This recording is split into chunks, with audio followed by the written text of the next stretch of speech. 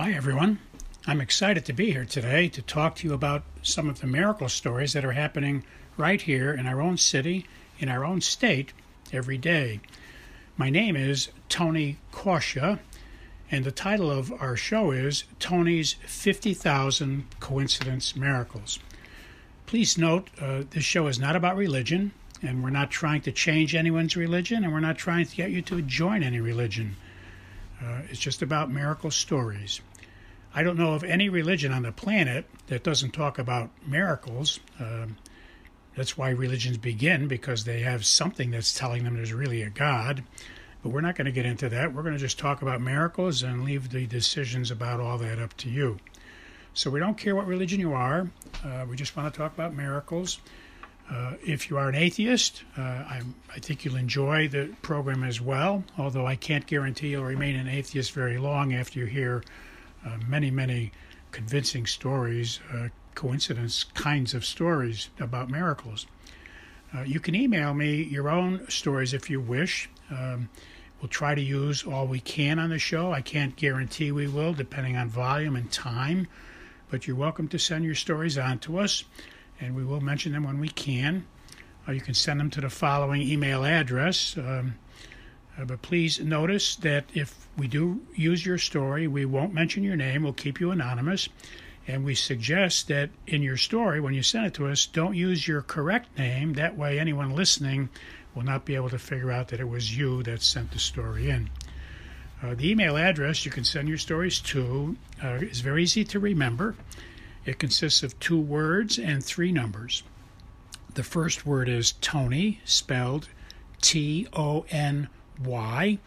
and the second word is and, spelled A-N-D, and the numbers are 777. So once again, the name is Tony and 777 at AOL.com. Well, let us begin. Our first coincidence miracle today goes back to July of the year 2023. As you may recall, there were floods in Vermont, devastating floods. Many houses were washed away and tremendous amount of damage in Vermont.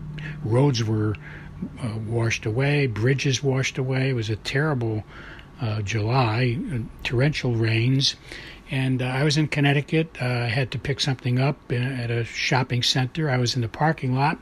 As I got out of my car, I was inspired to hand a card about our books to a man I saw sitting in the car parked next to me.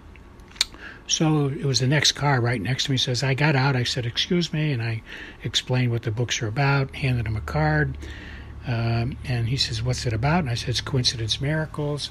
And we talked a little bit about it, and he said, well, this is very coincidental for me, Tony. I need a tremendous miracle. We can't even find out about our property in Vermont. We wanted to go up. We can't get through. The roads are blocked, so we're very troubled about it. I'm waiting for my wife to come out. She's in there shopping, and we're going to make some more calls to see if we can get some heads up about how is our property. Is it still there or what? So you might want to know, we've been praying for help, and we're delighted that you talk about coincidence miracles. We could certainly use one. And oh, by the way, look at the pin on my hat. And the pin on his hat said, all I need is a miracle. And it was advertising the music made famous by Mike and the Mechanics. Mike and the Mechanics made that record very famous. You probably know all about it. But it's a song that says, all I need is a miracle. Our next story is from someone who just wanted to let us know that they were planning a trip, a long trip. They prayed about it, asked for wisdom to plan arrival times, etc., and people they had to pick up. And they noticed that when they started their trip, the first car they saw on the highway had a license plate with 3 7s, and the last car they saw as they got off the highway was a car with 3 8s. So obviously, again, this person is telling us that they prayed, they planned something, and God blesses their prayer, and God blesses them because they consulted God and asked Him for wisdom by praying, and He shows that by showing the 3 7s as they're entering and 3 8s as they're exiting the interstate highway. Just imagine how God has to have the three cars traveling at a certain exact speed for a certain amount of time in order for this to happen. They pull up on the highway. There's a car with 3.7s there on the highway. They pull off the highway later, I don't know, maybe 2 hours later, and they pull off, and there's a car 3.8s at that highway exactly at that time. So you can see how intricate. That's why when you're in a traffic jam and you're being delayed, you never know that God is causing a couple of cars to wait so they'll be on time for their coincidence miracle arrival. I quickly add, when I see traffic jams, I usually pray that God will clear up the traffic jam because of all the stress that it's causing. And I very often do get answers to that prayer because I'm one of the people sitting in the nightmare and I'm asking God to please let's get the cars moving. So I would encourage you to do that because that'll give you coincidence miracles too, that you were there in order to pray for the traffic to keep moving. Our next coincidence miracle is from someone who tells us they had to get a parking spot in a very packed parking lot. And when they got to the parking lot, they saw the likelihood of getting a spot close to the building was pretty slim. They saw a lot of cars with frustrated drivers searching for parking spots. So they did what they hear other people do on our show. They said a prayer. They asked God, where should I go look for a spot? They were inspired to go to the 3rd row and the 3rd parking spot. So they did. They drove over to the 3rd row, the 3rd parking spot close to the building, and they said that when they got there, as soon as they got there, the car in the 3rd spot backed out because they were leaving.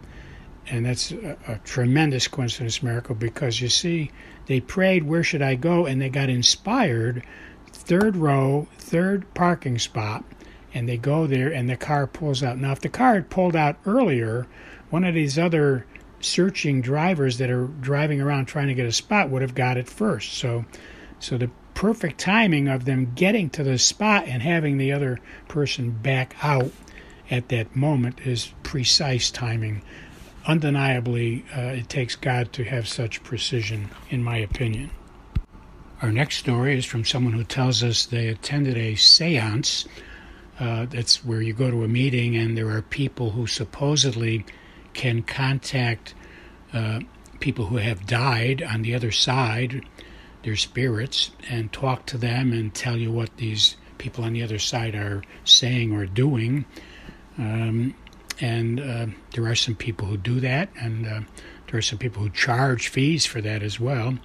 But this person is telling us that their father they were very close to their father, and their father passed away, and they went to the seance, and the person who was running the seance, who apparently speaks to these spirits, was contacted by their father, and they got messages that only their father would know. So they were very impressed that this was great, and they have been getting messages from their father ever since, and they're so happy about this message. Now, I hasten to add, and I hope you haven't left us, but I want you to know that I responded to them and said, it's very important that you bring God into the situation. It's very important that you ask God to show you and reveal to you himself that this is coming from godly sources on the other side, because evil spirits have powers as well. So I'm not saying this was evil or good. I have no idea. But I know that God loves each of us, and if we ask God to help us, he loves us, he will help us.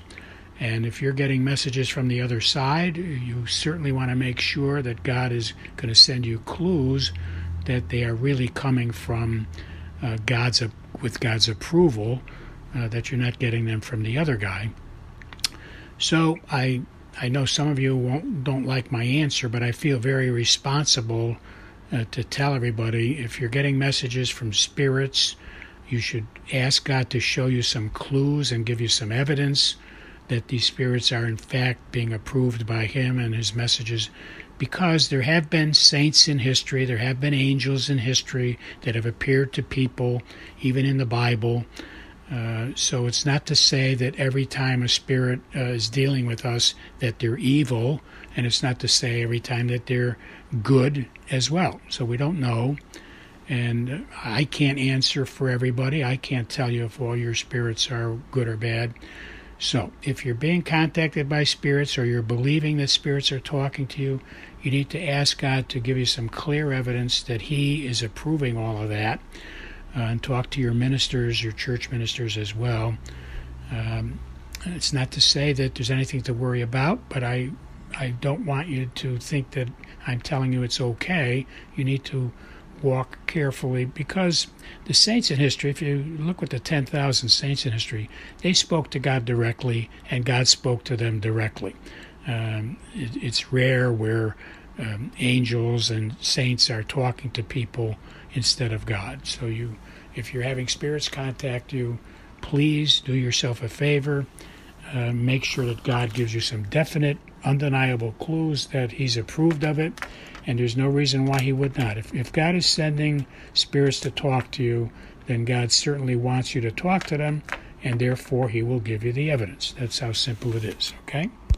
So if you ask God to give you evidence and He does not give you evidence, then I would say stop listening to the spirits.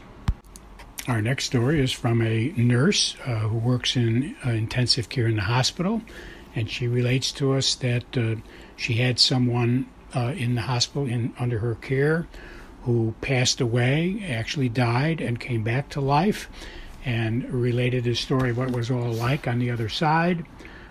So she's just sharing this story with us because she thought that we would all be interested in that. This is another great case of evidence that some people have died and come back, and they have seen the other side. And again, like with getting messages from spirits, if this happens to you or you have family members it happens to, bring God into it. Ask God to give you some evidence that whatever these people are telling you about the other side and things that God might have told them while they were there, ask God to give you some evidence that, these stories are true, and God will, if it is truly Him, He will give you evidence that it's true. Our next coincidence miracle is from a woman who was scheduled for heart surgery 3 days out, and she was getting ready to do some things, chores, etc., and she realized that she had misplaced her Miraculous Medal. And we've talked about it before. You can Google Miraculous Medal 1830, and you'll see on the internet the wonderful story of people who carry the Miraculous Medal and they experience miracles in their life, and there's a promise associated, there's a tradition with it. And anyway, she lost it. She's going to be having heart surgery. She was very concerned. So she said a prayer, please God help me find it. And she said she was having tea with a friend at the house later that day, and while they were sitting there having tea, she saw her friend lift the cup, and the medal was attached to the bottom of the teacup. I don't know, stuck there with maybe frosting or something. Our next coincidence miracle is from someone who was having a middle-age crisis. They were driving somewhere, and they were getting very depressed, thinking about all the things they had to do. They're getting older. They can't function as well as when they were young. They were in a bad mood about it, sad about it, and they said a prayer, God, please help me. And they noticed the car in front of them had 3 4s. And as they pulled off the highway, they saw a car with 3 7s, and they're telling us that they feel God sent these plates, 444777, to cheer them up, and it's encouraging them, and they're very happy now. So we don't want to give them any negative feedback, but they were having a middle-age crisis. The key to happiness is keep asking God for help. That's the key to happiness, and that's what this person was doing. God bless you all. I'll talk to you next week.